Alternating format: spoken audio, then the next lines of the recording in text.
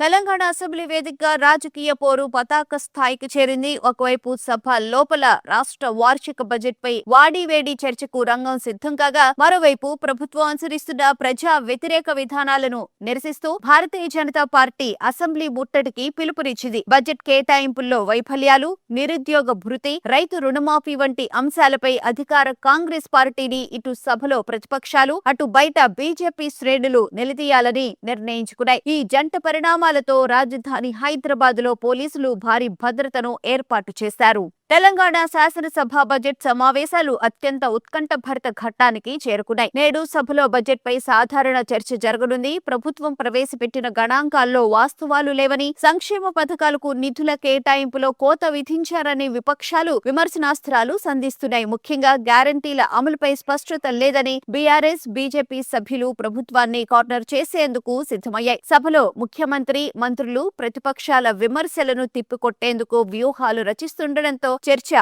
ఆద్యంతం వాడివేడిగా సాగే అవకాశం కనిపిస్తోంది. పద్దుల వారీగా చర్చలో భాగంగా ప్రభుత్వంపై ఒత్తిడి పెంచేందుకు విపక్షాలు పక్కా ప్రణాళికతో సభలోకి అడుగుపెట్టనున్నాయి. సభ లోపల చర్చ ఒక ఎత్తైతే, బయట బీజేపీ తలపెట్టిన అసెంబ్లీ ముట్టడి ఉద్రిక్తతలకు దారితీస్తోంది. అధ్యక్ష, గౌరవనీయులు భట్టి గారు మేము అడిగిన ఏ ప్రశ్నకు కూడా సూటిగా సమాధానం చెప్పలేదు అధ్యక్ష. ఇప్పుడు మానవీయ కోణము అనేటువంటిది భట్టి గారి మాటల్లో కనబడుతుంది తప్ప చేతల్లో ఎక్కడ కనబడలేదు అధ్యక్ష.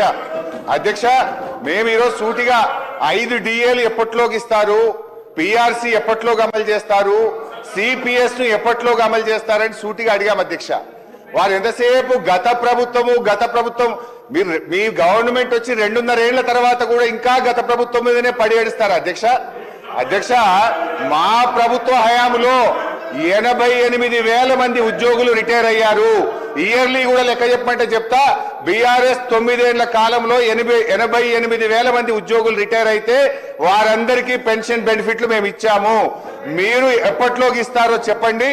సో ఈ ప్రభుత్వం పెన్షన్ బెనిఫిట్లు రిటైర్డ్ ఉద్యోగులకు ఇవ్వడం పట్ల, పిఆర్సి డిఏ విషయంలో, సిపిఎస్ విషయంలో ఉద్యోగుల పట్ల మోసపూరిత వైఖరికి నిరసనగా బీఆర్ఎస్ పార్టీ తరఫున తీవ్రమైన నిరసన తెలియజేస్తూ వాకౌట్ చేస్తున్నాం అధ్యక్ష.